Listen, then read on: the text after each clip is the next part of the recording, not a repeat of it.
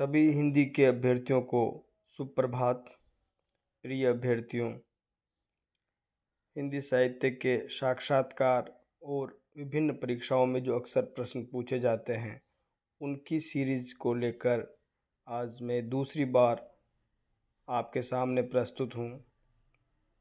मैं सावतराम बेरवा।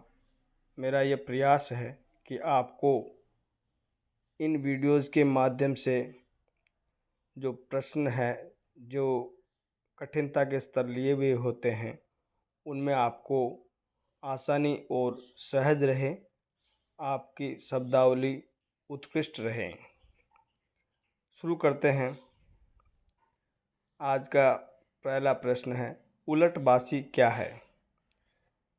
उलटबासी यह संतों की ऐसी उक्तियां हैं जो सामान्य लोक प्रचलित अवधारणाओं को तोड़ती है और अपने अभिधेयार्थ में असंभव सी प्रतीत होती है।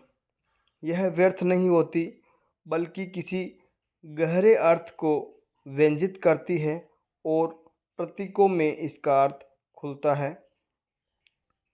तो इसके उदाहरण के लिए हैं, कबीरदास जी के एक उलटबासी आपके सामने प्रस्तुत है।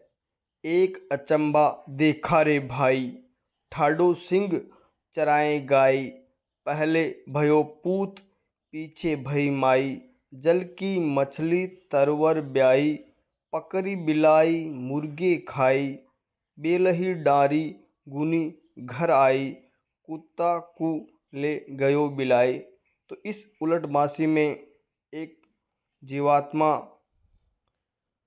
को किस प्रकार से माया मोह में बंधकर वो माया मोह से ग्रस्त हो जाता है।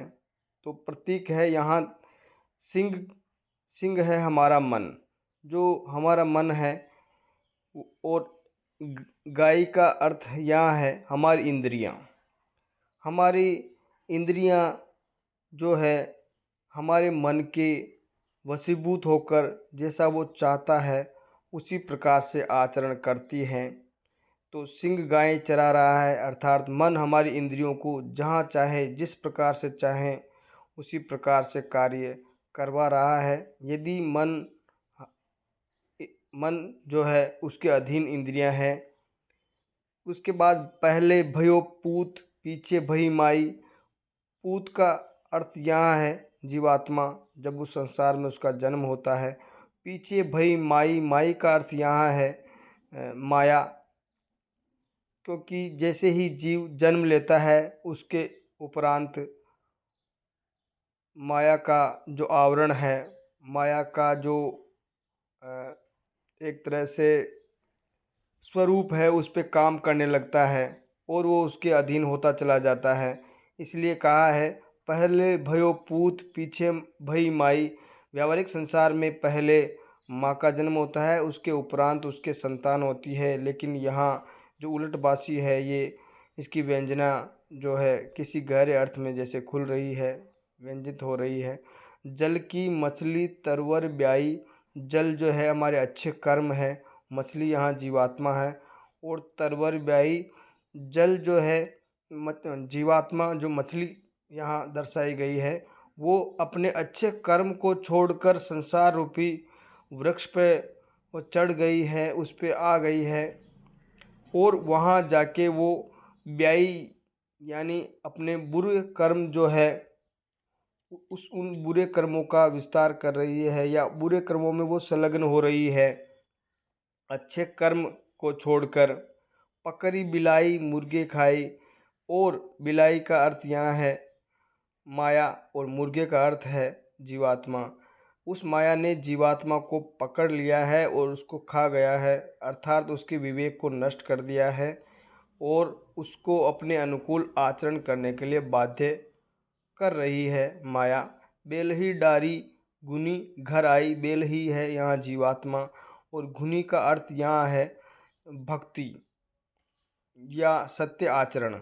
तो बेलही ने जीवात्मा ने सत्य आचरण और भक्ति को डार दिया है, यानी उसको छोड़ दिया है और इसी प्रकार से वो भक्तिहीन असत्य आचरण को छोड़कर संसार में जीवात्मा भ्रमित हो रहा है।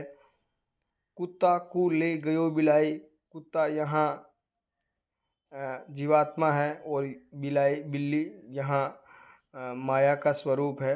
तो ये जो माया है उस जीवात्मा को अपने साथ ले गया है, अर्थात अपने वशीभूत कर लिया है। तो जैसा कि आपने देखा कि बड़ी जो है सावधानी से और बड़े प्रतीकों में इसका अर्थ खुल रहा है। तो इस प्रकार से उलट बांसी जो अपने गहरे अर्थ प्रदान करती है, और जब इसका अर्थ समझ में आ जाता है तो जो पाठक होता है, जो श्रोता होता है, वो एक अपार शांति का अनुभव करता है। उसकी जो है ज्ञान के नेत्र है वो खुल जाते हैं। आगे देखते हैं, प्रकृति के आलंबन रूप एवं उद्दीपन रूप में क्या अंतर है। ये प्रश्न सामान्य सा प्रश्न है। हिंदी साहित्य के अभ्यर्थियों को, हिंदी साहित्य के जो अध्येता हैं उनको जानकारी है या होनी चाहिए।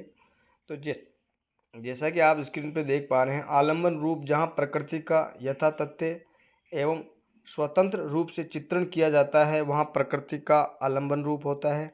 इसका उदाहरण है, धूप चमकती है चांदी की साड़ी पहने, मेके में आई बेटी की तरह मगन है, फूली सरसों की छाती से लिपट गई है, जैसे दो हमजोली सखियां गले मिली है। तो इसमें प्रकृति का जैसा जो रूप है हूबहू उसको अलंकारिक भाषा में यहाँ प्रस्तुत किया गया है। उद्दीपन रूप को हम देखेंगे, जहाँ प्रकृति में मानव के जो सुख दुख है उनके अनुसार भावनाओं का आरोपण किया जाता है, वहाँ उद्दीपन रूप होता है। उदाहरण के लिए गोपिकाएं जो भगवान श्री कृष्ण के मथुरा प्रवास के बाद में उनके विरह में व्याकुल रहती है, तो उनको ऐसा प्रतीत होता है कि जो वनस्पति है, जो वन है, जंगल है, वो भी किस प्रकार हरे रह रहे हैं, हमारे समान उनको दुख क्यों नहीं है। वो कहती है, मधुवन तुम कत रहत हरे, बिरह वियोग श्याम सुंदर के ठाडे क्यों न जरे, मोहन बेनु बजावत तुम तर शाखा टेक खरे, वह चितवनी तू मन न धरत है, फिरी फिरी पुहुप धरे।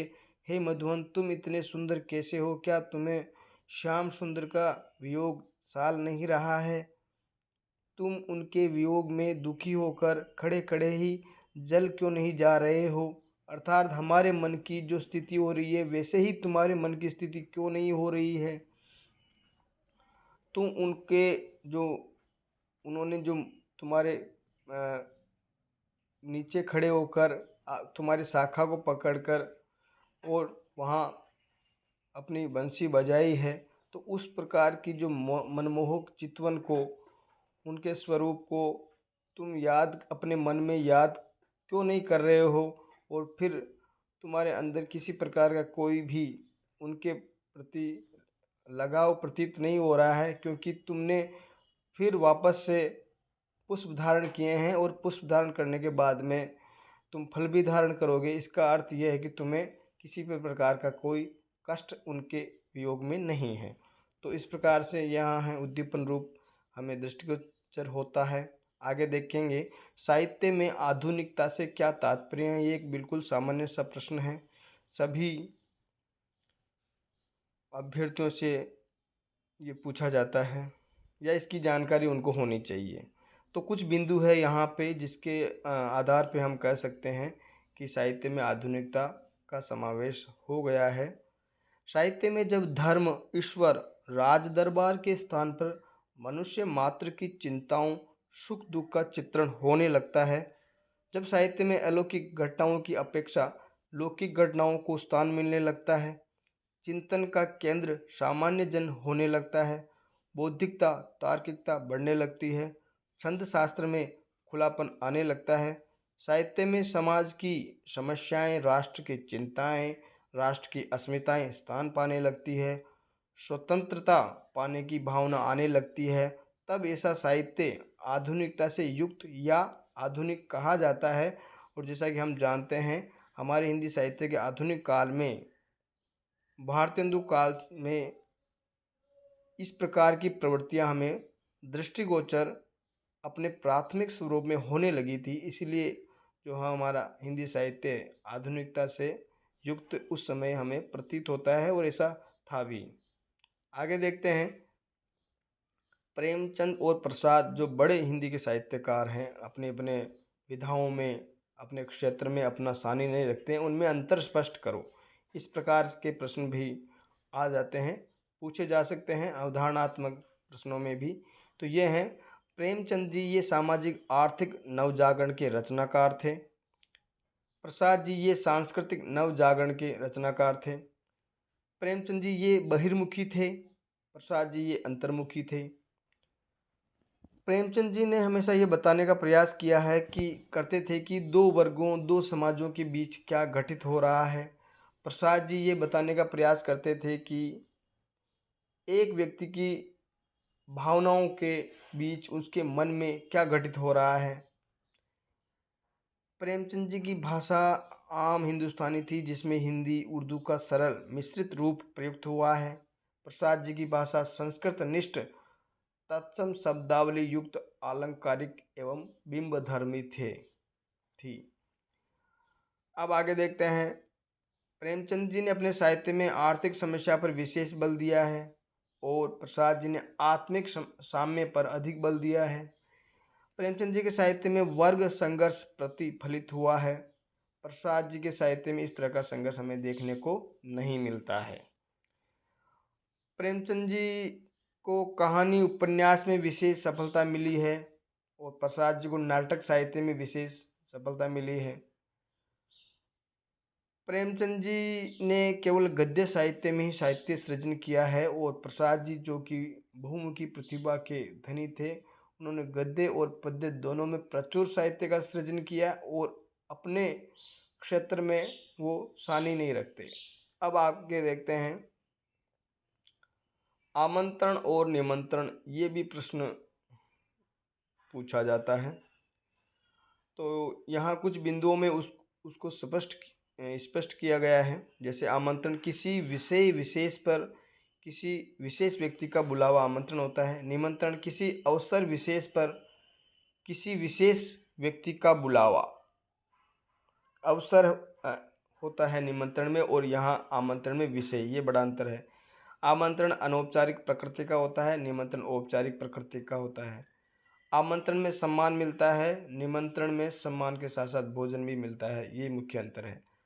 आमंत्रण में जाने की बाध्यता नहीं होती है, निमंत्रण में अगर आपने निमंत्रण स्वीकार कर लिया है तो जाना आवश्यक हो जाता है। अगर आप स्वीकार कर लेने के बाद नहीं जाते हैं तो जो आप जिसने आपको निमंत्रण दिया है वो आपको इसकी अशिष्टता मान सकता है। उदाहरण, जब तक हम अपने प्रश्न के उत्तर में उदाहरण का समावेश नहीं करते हैं तो उत्तर स्पष्ट नहीं होता है। ये मेरा बार बार कहना है आपको कि जब कभी भी आप कोई प्रश्न को प्रस्तुत करें तो उसमें उदाहरण का समावेश अवश्य करें। तो उदाहरण है कवि सम्मेलन, भाषण, जुलूस, अभिनंदन कार्यक्रम, ये आमंत्रण के उदाहरण हैं। निमंत्रण के हैं विवाह, जन्मदिन, स्नेह भोज, प्रीति भोज, सेवानिवृत्ति समारोह है। इसके बाद हम देखते हैं, ये बड़ा सवाल है, सबसे अहम मुख्य सवाल है कि आपसे ये पूछा जा सकता है कि आप सहायक आचार्य क्यों बनना चाहते हैं, या आप क्यों रुचि रखते हैं इसमें। तो इसके कुछ बिंदु मैंने आपके सामने प्रस्तुत करने का प्रयास किया है। पहला बिंदु है, आप ये बता सकते हैं मुझे इस पद पर कार्य करने से अपने विषय के गहन अध्ययन अध्यापन के बेहतर अवसर मिल सकेंगे, अच्छे अवसर मुझे वहाँ मिल पाएंगे। दूसरा बिंदु है, ये पद मुझे शोध कार्य करने, रचना लेखन कार्य करने, साहित्य सम्मेलन, सेमिनार, संगोष्ठियों में भाग लेने का एक बहुत ही अच्छा मंच प्रदान करेगा, और इन गतिविधियों से मुझे अपने विषय का ज्ञान बढ़ाने का मौका मिलेगा, और इस ज्ञान का मैं अध्यापन में अच्छा प्रयोग कर सकूंगा, और उससे विद्यार्थियों का भला होगा, विद्यार्थियों की समझ और विकसित हो सकेगी। तीसरा बिंदु आप बता सकते हैं, उच्चतर पद को धारण करने और कैरियर प्रगति करने की सभी की इच्छा होती है। इसी क्रम में मेरी भी इच्छा है कि मैं उच्च पद को धारण करूं, कैरियर के उन्नत सोपान को प्राप्त करूं। तो इस प्रकार इसलिए मैं सहायक आचार्य बनना चाहता हूं। अगला बिंदु आप दे सकते हैं, इस पद का समाज में भी अच्छा सम्मान है और सभी की इच्छा होती है कि वो उससे सम्मान मिले। आप अगर ये कहेंगे कि इसमें वेतन अच्छा मिलता है तो बाद में पांचवा छठा बिंदु आप ऐसा रख सकते हैं, क्योंकि वेतन के हिसाब से फिर आपसे ये कह सकते हैं कि इसका अर्थ ये हुआ कि आप वेतन के लिए काम कर रहे हैं। तो समाज में अच्छा सम्मान है तो सम्मान में सभी चीज़ें आ गई, वेतन आ गया और उस सम्मान में सभी चीज़ें, जैसे वेतन के साथ साथ जो आपको प्रतिष्ठा मिलेगी वो भी सम्मान का ही एक रूप है। तो इस प्रकार से आप अपने उत्तर में इन बिंदुओं को शामिल कर सकते हैं। मुझे उम्मीद है कि इस वीडियो से आपको कुछ सहायता मिलेगी। आपने इस वीडियो को देखा, इसके लिए आपका बहुत बहुत आभार।